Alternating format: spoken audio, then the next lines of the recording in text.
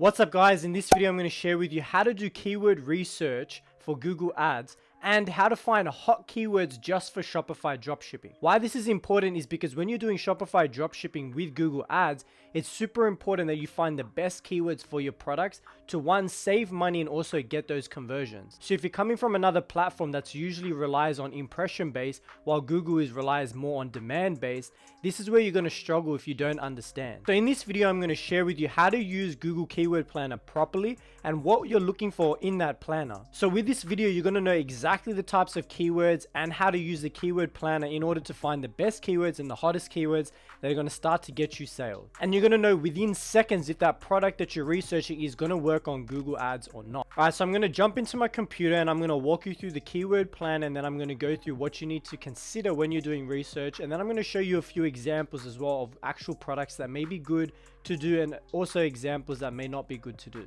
All right guys, we're on the back end now of Google Keyword Planner. So if you don't know how to get here, what you're going to do is you're going to click Tools and Settings on the top right corner of your Google Ads account. So go to ads.google.com, sign up if you haven't already, and then what you're going to do is come into here, click Keyword Planner, and then you're going to have these two options here.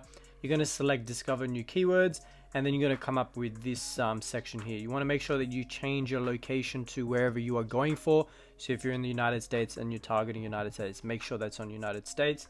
If you're not from the United States, this will default to whatever country you signed up for your Google account. So make sure you do change it to where you want to find these keywords in. So just keep that in mind. So the first thing you want to do is you want to get your first keyword that you're going to research, and then you're going to click enter. So in this case, I'm going to do diaper bag as the first keyword we're going to research. So you're going to click enter and you're going to click get results.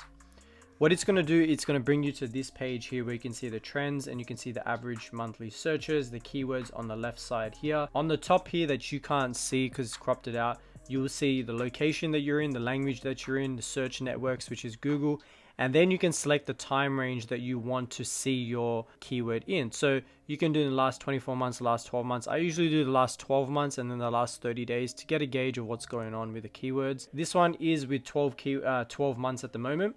And then what you're going to do is you're going to be focusing on this average monthly searches. You're going to be focusing on the top of page bid low range and then the high range as well. So I'm going to explain all of these things right now to you and what you need to consider before you actually go ahead and choose a keyword. So when you're typing in your keyword up here, what you're going to see is that it's going to give you related keywords to that one. So you don't only see the keyword that you get. So if you type in diaper bags here, you're going to see diaper bags and diaper bag without the S, right? And then it's going to give you a combined of however much that monthly search is.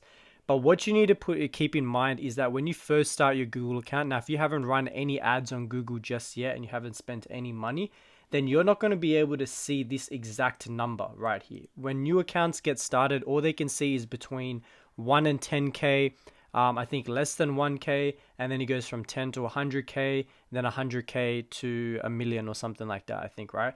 So you're not going to be able to see the exact numbers, which is a shame, but that's the only way, that's the way Google is. So the way you're going to be able to get around that is when you start spending a little money on your Google account. That's when you're going to be able to see the exact number. So this account obviously has spent money. That's why I can see the monthly searches. But in this case, you don't need to know the exact number. You just need to stay within the range. So when you're looking for keywords, you want keywords that are above 20K. So that doesn't mean that one single keyword, say for example, diaper bags, has to be above 20K. It can be a specific keyword so small that it could be, say for example, 1900, right? But if you get, say, or let's say 2000, right? And you get a 2000 keyword, but then you get 10 of those, right? If you get 10 of those, that's going to be 20,000 in stacked together, right? So you get 10 keywords at 2,000 each. But then also on the other hand, you don't want to just have just one single keyword that is 20,000, right? So you want to be able to have multiple keywords in order to be able to rank for them, because you're not going to just want to rely on just one single keyword. So if you can get more than 20K, that's perfect. Like that's the ideal, right? But I'm saying as the minimum, you want to have 20K, either stacked or with a couple keywords. So like 3 or 4 keywords that make 20K. So if let's say you do have some spend on the account and you can see these trends, you can see the month that you're searching for, right? If you do, this is a big advantage for people who don't, simply because you can see what's going on in each individual month. So you can actually see the trend. Now, if you don't have it, then you can use Google Trends, right? So go to Google Trends directly, so googletrends.com, or just type in Google Trends on Google, and then go there, do your location, say United States, and then type the exact keyword in, and you'll be able to see the trend for the last 12 months. Essentially, that's this as well. It's showing you the last trend, but Google Keywords doesn't tell you the actual search volume. But you still get an idea of if you're coming in late for that keyword, or if you're coming in early, or if you're just on time for that trend. But in Keyword Planner, if you have spent, you'll be able to actually see this trend yourself and actually be able to predict for the future as well. So I can see that this specific keyword is pretty stable throughout the entire year at above 100, between 110K plus, right? So then I know that this is a very stable keyword, that is something that I can use all year long, and it's a product that can sell all year long. So I know a ton of people did this on Facebook already, this exact product. I'm going to show you the product later. But it's a really good product, it's decent, and it has some really good search volume. So what else you want to consider in this is you can ignore the competition, because it's always generally going to be high unless you find a keyword that just has zero competition, a lot of searches. But generally, anything that's like as high as this is usually high competition anyway. So you can kind of just ignore that. The other things you want to consider is the top of page bid low range and the high range. And why this is important is I know a lot of people speak about how these aren't super accurate, and I don't think that they are, because it's very dependent on your account, your keywords, the way that you structure things, how long you've been running ads for, how good is the product, the quality score of your ads, your average cost per click that you're coming in, the time of the year. So these are just averages that Google has come up with depending on what's happening at the time. So you can't really trust them, but then you also don't have any way to draw a line. So you kind of want to use the low and high range to get an idea of what's going on with the keyword. Because at the end of the day, you're not going to be able to make a proper decision if you don't consider these two. And I know some people talk about don't consider them because they're not there, but you have no idea that you may be coming in at the wrong time and it's actually $2 a click now, and you wasted so much time when you were thinking it's $1.19, for example, right? It could be at $2 right now and we have no idea. So if, for example, the keyword was, say, this one down here, which is $1.12, which one? $1.04. That's a little more cheaper, right? So if we know, okay, this one's going to be a little more cheaper, then we're going to go for that one, right? So that way you can make a better decision on which keywords you're going to go for based on your budget and based on how many sales you think you can generate, based also on the pricing of your product.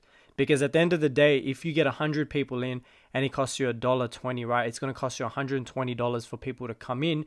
And if your product only costs you $60, your average conversion rate is at 3%. Here, let me do the math right now, and I'll show you why you should know this before you even consider. You're going to get 3.6 sales, so you can't get 4. You'll get 3 sales at, say, $60 each. It's $180, but you're spending $120 to get those people in. Does that make sense? So if you're spending $120 to get $180 back, more than likely you're not going to be profitable. So in this case here, you know that at $1.19, you can't afford to pay that on your average conversion rate at 3%, right? And sometimes with Google General Stores, I have seen some of my stores only be 2%. So then that's even less. That's like two sales now. So it's only like, so you want to consider these top of page bids as well to know that if the keyword is actually going to be profitable for you or not.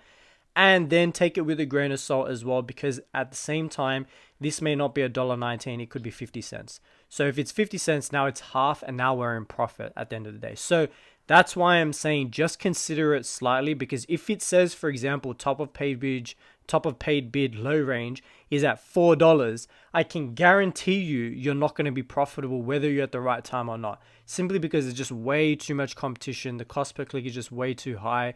So at that point in time, you want to consider the low page or bid, right? But you can't pick and choose when to use the low range. Just because you think it says $4 at one point, the same strategy or the same thinking should be played all across the board, right? So why is it when it's $4 you consider it? The same goes for the high range as well. You don't want it to be at, like, say, $1 and then the high range be $11, right? Like, that's just a little ridiculous, and then it's going to be like a way more competition than you want to be in. So in this case, it's $1.19 to $2. It's not too crazy. So you can definitely still do the product, but if you're struggling to find products and you just want to get into it, then what you're going to do is you're going to run into a lot of these types of products. You're going to run into a lot that have between $1, $2, $3. And at the same time, they're not going to, these types of products, from my experience, take a little longer to get rolling because there's already people in that market that's already established themselves on the first or at the top of those pages at their current bids, whatever they are. So it's going to be a little harder to knock them down from that place, which is why it's important that you find products that don't generally have as much competition or as high of a page bid. So you're going for things like $1.50 under and things like that, right? That's the low range and the high range and why you should consider them. And I hope I didn't lose you across this. I'm just trying to explain it as much as I can so that you understand why it's important to consider as well when you're picking your keywords, and not just to pick to any keywords that have, oh shit, this one has 1,000, this one has 135,000 monthly searches. Damn, I'm definitely going to do that keyword, without actually considering why you should do it or if you shouldn't do it, because potentially you may just not get any sales and you're just basing your whole product off that keyword, and then you've just wasted your entire time doing that product, right? So then this is the way you can be able to judge whether you do the product or the keyword as well. So what you want to do when you're coming in for your keywords is you want to just start scrolling, right? We can see here we have 2,373 keywords. Now that's a ridiculous amount of keywords for diaper bag. Now obviously typing in diaper bag, it's super broad of a product. So you're going to have to narrow this down a little bit. What we want to do is you actually want to filter this out. We want to be able to figure out what keywords we want to keep and which ones we don't. So you're going to add a filter. You're going to come in here and you're going to actually just pick based on what you're trying to look for, right? So this is different for everybody. Not everybody can be able to do the same thing.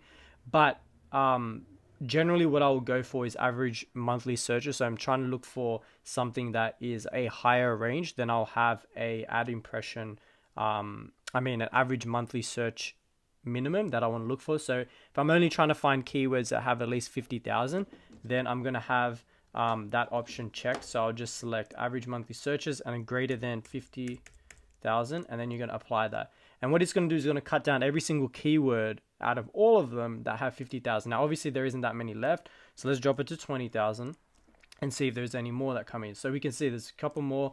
And what you're going to do is you're going to slowly sift out more and more. You're going to go down slower and slower until you can get to a point where you're like, okay, I have a decent amount of keywords that I can go through, but they're not too crazy either. So you don't want something that's too many keywords, like 500, 1,000, especially with this type of keyword. From what I can see, there's a lot of them, there's thousands of them.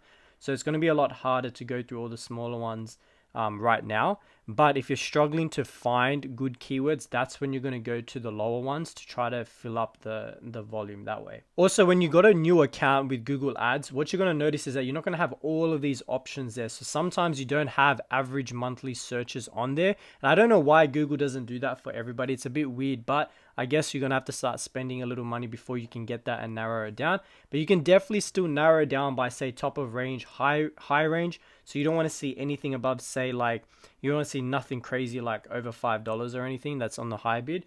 That means you're going to be able to sift out a lot of keywords off the bat and be able to find only keywords that, I have to change it to under $5, right? And then you won't see anything that's above $5. And now you have way less keywords to go through. There's still a ton here, which is why you filter again with other things. So you want to keep filtering down till you find some good enough keywords you can go through. Or if you really want to do the research, then you'll go through pretty much all of them that you think for a little bit to find out all the good keywords that potentially nobody is using.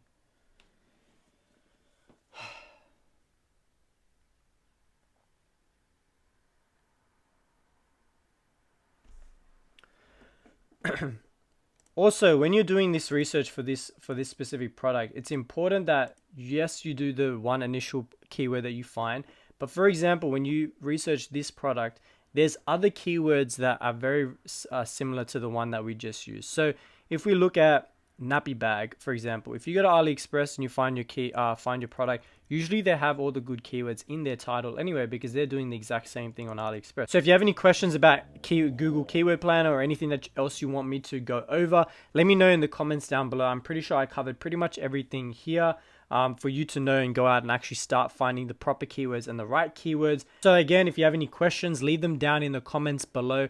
Let me know if you want me to explain anything down there. I reply back to everybody, as well as I give them an in-depth reply. So if you do have a good question, I usually give you a really nice reply back, explaining, even if I did explain it in the video, I usually explain it to you anyway personally. So Let me know in the comments down below. Alright, so now you know how to do keyword research for Google Ads and how to find the hottest and best keywords for Shopify dropshipping. So if you enjoyed this video and you got any value out of it, then smash the like button because it really helps me out with the YouTube algorithm. And hit that subscribe button to know when I release more Google Ads and Shopify dropshipping videos. And hit that notification bell to know when I upload these videos. Hope you guys have an amazing day, and I'll see you guys in the next video.